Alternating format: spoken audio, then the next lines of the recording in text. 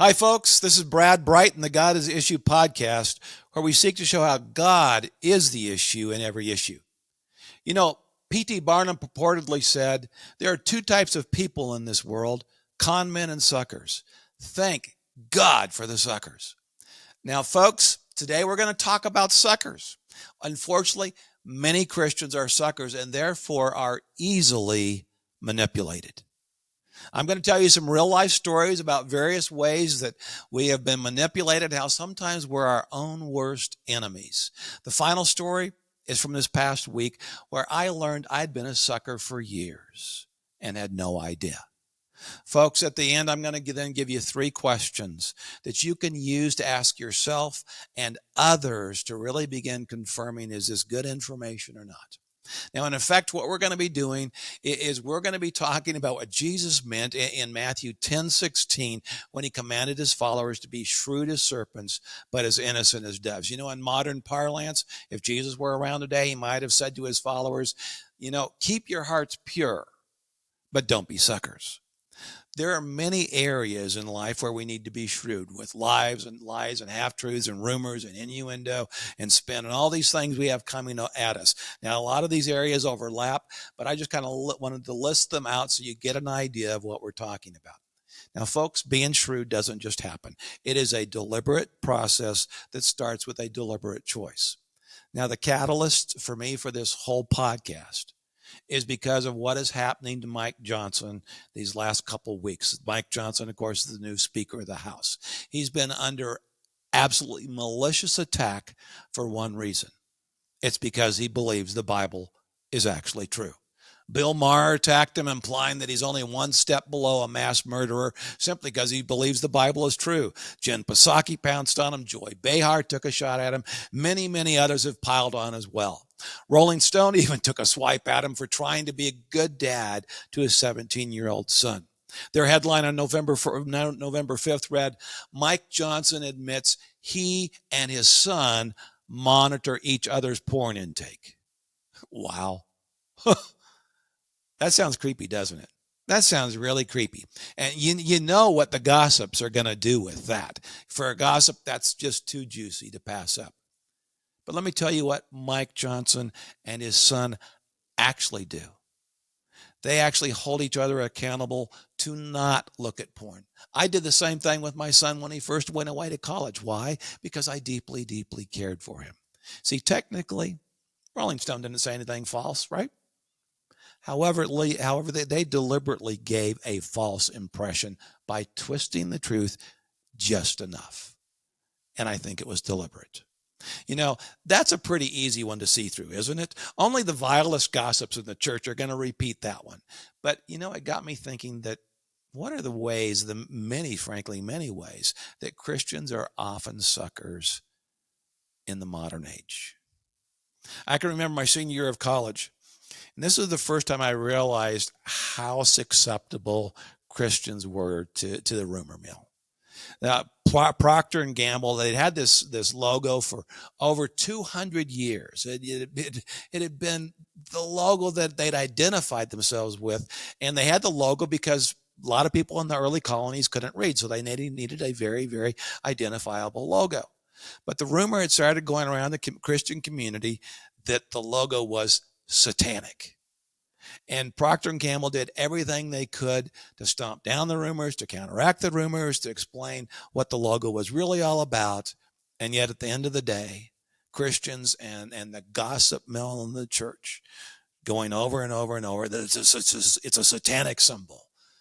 Procter & Gamble finally had to get rid of their logo because of gossip in the church. And I just remember thinking, this is doing real damage to real people, to real companies who employ real people, who give people jobs.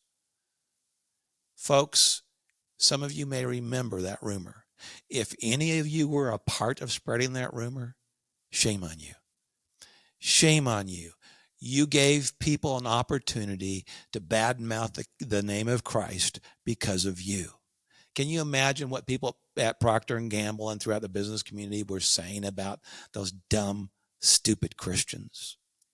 All because We didn't check out our facts, and we spread rumors far too easily. And folks, this reflects poorly on our Lord, so don't be a part of it. Don't ever be a part of something like that. I remember my first job in politics. I was working for Bill Armstrong, Senator Armstrong from Colorado. I was working on his campaign staff. And I remember his opponent was Carlos Lucero. And one day, this guy called me up, just out of the blue, and he said, I understand Bill Armstrong is pro-choice and that his opponent is pro-life. And I said, where on earth did you hear that from? And he said, well, I called Carlos Lucero's campaign and they told me so. And I said, sir, can we chat for just a minute? And I explained to him, I said, there aren't many people in the United States Senate. There's probably no one in the United States Senate that was more pro-life than Bill Armstrong. And I said, I can assure you, Carlos Lucero is not pro-life. I said, whoever you talked to over that campaign told you a bald-faced lie, and they're probably laughing behind your back now. You see, that guy was a sucker. He didn't call me to check out the rumor. He called me to complain about why was Bill Armstrong not pro-life. I think that guy learned an important lesson that day, and so did I. I learned that Christians really are gullible, that too often we're suckers. Folks, over the years, I've heard a lot of rumors about myself. You know, I grew up in a high-profile Christian family, and everybody knew my last name, and so I would routinely hear rumors about myself. Because I guess as high-profile family, people just enjoyed spreading rumors. Now, over the years, most of them were just kind of half-truths and, weren't big deals, but a few of them really were whoppers. And for the first 15 years of our marriage, my wife would get upset whenever she'd hear another one of these rumors about me. She wanted to go find the person who spread the rumor and frankly, read them the riot act. She was upset. I never let her do it, though, because I knew we'd never get anything done if all we did was go respond to all the rumors, trying to squelch every rumor that came along. Jesus told a parable about the wheat and the tares. And in there, he made it very clear that Christians should focus on growing the wheat, not on pulling up the tares. Trying to squelch every rumor is kind of like pulling up tares. But I do want to tell you the juiciest rumor I ever heard about myself. And to this day, I laugh simply because it was so ludicrous. Anybody who knew me knew it wasn't true. But here was the rumor that I heard going around, and that is that Brad Bright works for the National Republican Congressional Committee during the day and at a gay bar at night. The first time I heard that, I just about howled. I actually thought it was funny. Now then, I'm 90% certain of who planted that rumor, but I never bothered to confirm it. The reason why is because there was this one guy I told the truth about to the members of Congress. Since I worked for them, part of my job was to cover their back. And if I heard something that was coming down the pipeline that could explode, I needed to let them know so that they could distance themselves ahead of time, or at least know what they were going to say if it blew up. Now, since this guy didn't have anything on me, I'm sure he made up this whopper to try to discredit me. And it was a whopper. Now then, I heard there were a few gossips, including some Christian friends, spreading the rumor at the time. But frankly, I actually found it pretty humorous. But in addition to that, I'd often heard my dad say, I don't count my critics. I weigh them. So folks, while these gossips were gossiping about me, I was weighing them. Now, I've heard similar rumors about politicians, pastors, Christian leaders. But folks, if I cannot confirm the rumor, I do not repeat it, because I know that most of the time the rumor is going to be false. Folks, there's a term for this in politics, and it's called character assassination. Character assassination.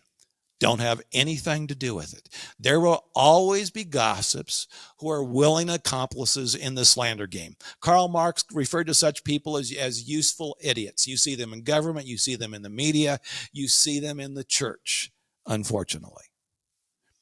So folks, when you hear rumors, don't repeat them unless you first confirm them. Don't be a gossip. Don't fall for gossip. Don't be a useful idiot. Don't be a sucker. Now, this includes online gossip. Have you ever thought about that? Online gossip? I get forwarded emails all the time from well-meaning Christians, But these emails contain falsehoods because they did not check out the stories before they forwarded them. Ditto for Facebook. My wife all the time sees things on Facebook that she goes, I'm not so sure, or maybe they do sound pretty good, but she'll go check them out. She said 50% of the time I find they are false. 50% of the time, folks. Half the time these things are false. Now, let me just give you an example of recently kind of what that looked like. I did a podcast on Israel and Hamas a couple of weeks ago. And one of the guys who was a listener, he commented on it. He said in response, he says, well, you know, Palestine was forcibly divided in 1948 against their will, against the will of the Palestinians. Now then, folks, that's a true statement. However, he failed to mention a few key facts. One of them, that the Arab Palestine sided with the Nazi Jews. Sided with the Nazis, not with the Jews. That they sided with the Nazis. You see, they were not innocent bystanders.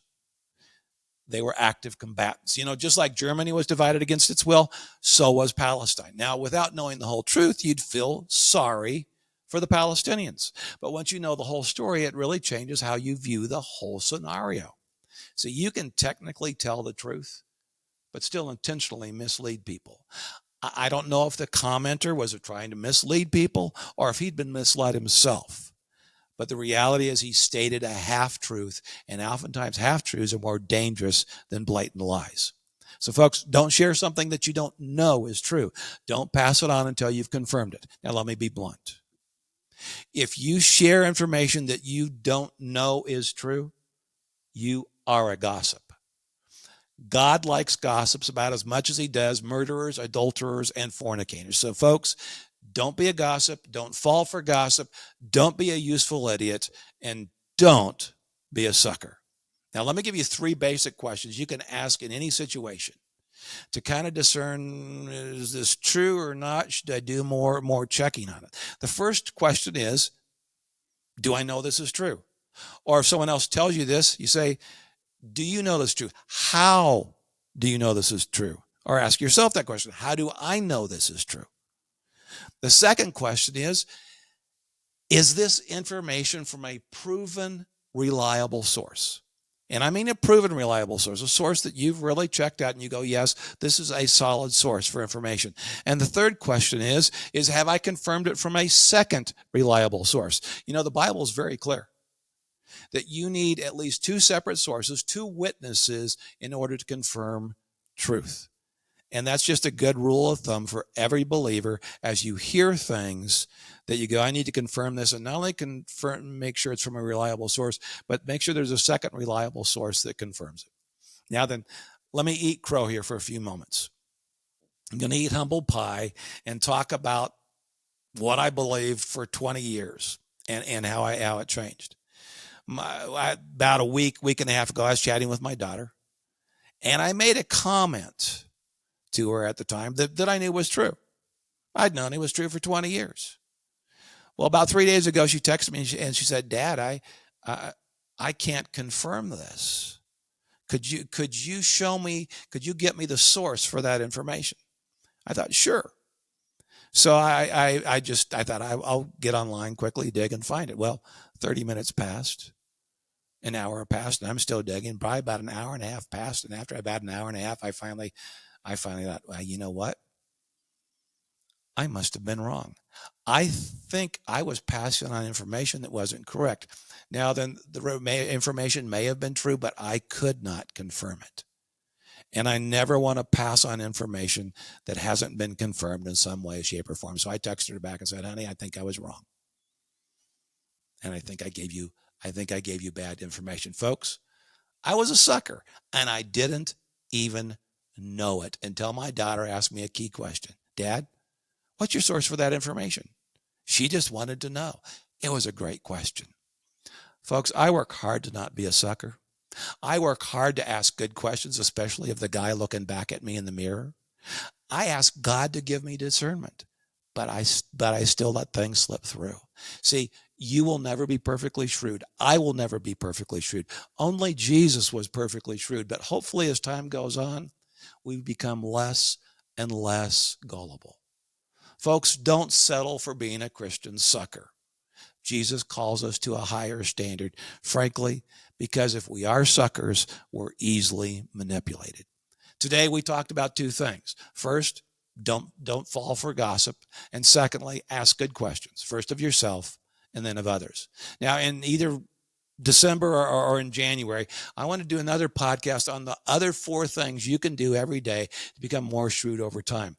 And then I want to do another podcast after that on how to shrewdly respond when someone starts throwing terms at you like Christian nationalist or white privilege or MAGA extremist or fascist or climate denier or hater. And the list goes on and on and on. And we'll talk about the underlying dynamics of these terms and then how to quickly and effectively respond on offense rather than going on defense. Now, Jesus did this with great skill throughout the entire Gospels, and we'll dig into some of that as well. So keep an eye in December and January for these 2 upcoming podcasts. But in the meantime, folks, don't be a sucker, because suckers are easily manipulated. Be shrewd as Jesus commanded. And remember, part of being shrewd is understanding that God is the issue in every issue. This is Brad Brighton, the God is the Issue podcast.